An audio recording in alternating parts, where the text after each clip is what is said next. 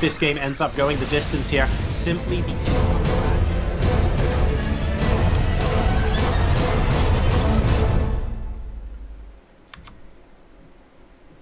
Welcome, ladies and gentlemen, to Varney Research Station, the venue for game number 1 of the Hot Seat week number 11. Spawning in the 12 o'clock position as the Red Terran player representing Team Liquid.net. He is the 6-time winner of the Hot Seat and currently sitting pretty on a absolute roll with a top bounty of $375. Ladies and gents, it's Liquid Bunny.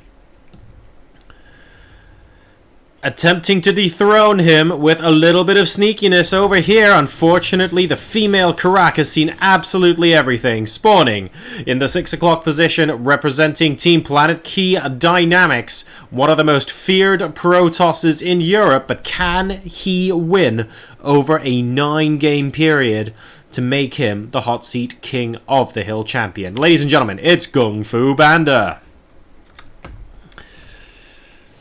And, well, we have just the one gateway going to be proxied here.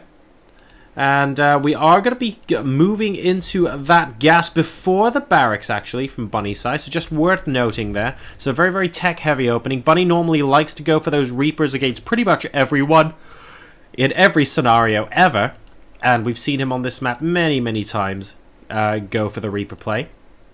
I mean, he still might, but he's got a little bit of extra gas there. So by the time this barracks completes, he will have 100 gas with which he can put down a factory. And this, of course, is all going up against a gateway, which looks like it is about to pop a Zealot. Yep. There we go. And back home, the first gas is being taken, so time will tell whether or not this is going to end up being an excellent play. Now, bear in mind, this gateway out here means that actually a Reaper going into the main base becomes incredibly difficult to deal with because you have no units. There's no cybernetics core here. There's no mothership core. It just makes it really frustrating, but we haven't actually gone for that. We do, in fact, just see the single Marine coming out here. The factory is about to pop down. The first Zealot is just kind of sitting around, actually, by the natural, possibly waiting for the command center to go down, but it's not going to be forthcoming just yet. Bunny is instead going to be sending an SCV across the map, and now 2 Zealots are going to be popping up here. And, well, this is going to be very difficult for a single Marine to handle. We're raising this supply depot just in case it makes a difference. I guarantee it doesn't. Oh, that supply depot not finishing is actually going to be really annoying because Bunny is currently on 18 out of 19 supply. The Zealots are just continuously chasing the Marine around. One of these guys is going to be able to take apart so many of these SCVs as well. There are 2 Marines, now just the 1 Marine, and this action is about to get fierce really quickly. SCVs trying to take down Zealots left, right, and center. He's running them away to try and get more shields up. We have another Zealot joining the fray as well. That's going to be massively problematic. And 2 of these Zealots now on such low health. Well, only 1 of them left now with shields, but there is still just the 1 Marine. Number of workers killed at the moment, 7-0. And this is looking like a really frustrating situation to begin with for Liquid Bunny.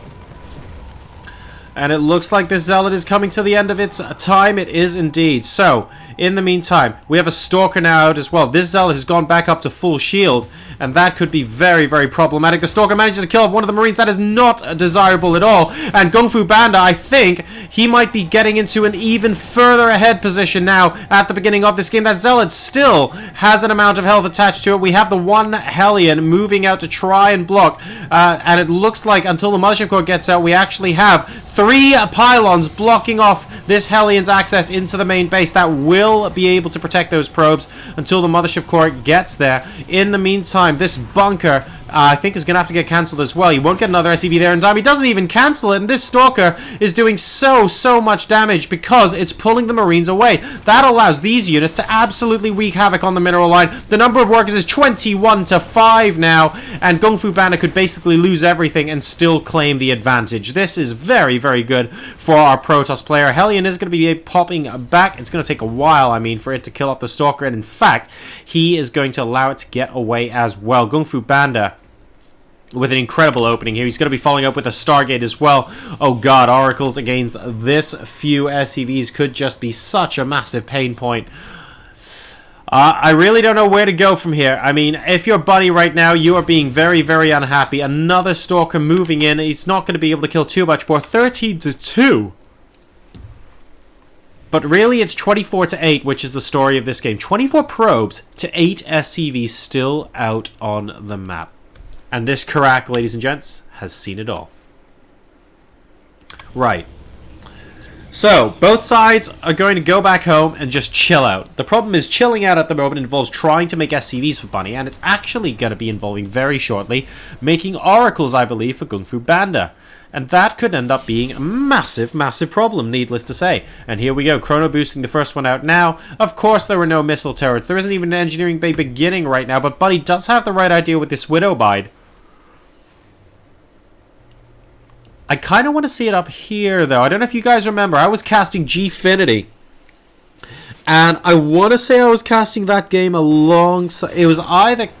Probably Kaldor, but it could have been Rotterdam.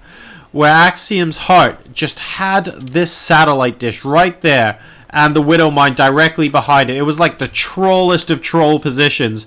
And it got a beautiful oracle. I think it was even MC's oracle as well. So that was really, really cool. This isn't quite the same position, but you know what? It's somewhat close. Let's keep an eye on whether that ends up doing any damage. A Hellion over here in the third base location. Just going to be checking things out. There won't really be anything to report. And you can see the natural expansion has now completed for GunGFuBanDa as well. So he will be going up to 2 next side. And here we go with the Oracle. One SCV goes down. Just the one by the looks of things. He's going to have to get the heck out of dodge really quickly too. No, you don't want to do that. You really don't want to do that. And a little bit of a misclick. But he manages to survive with his life. So 3 SCVs killed. It's still 30 probes to 14 SCVs. And the Widow Mine goes back in. Alright, the Oracle coming in for a little bit of round 2 here. And actually could be a bit blind to the Widow Mine if he's not careful. Doing his very, very good job, actually, of skirting around his GunGFuBanDa. Going up to 4 kills right now. And losing a little bit of mining time for Liquid Bunny here. Bunny, in the meantime, well... He's going to have to deal with it with a Viking. Guys, you are actually looking at the entire production of Bunny. And GG, that's going to be it. Liquid Bunny, ladies and gentlemen, taps out of game number 1. That proxy from GunGFuBanDa was a bit too much. No real way for Bunny to come back from that. And therefore, our challenger this evening, GunGFuBanDa from Planetkey Dynamics, goes to a 1-game early lead.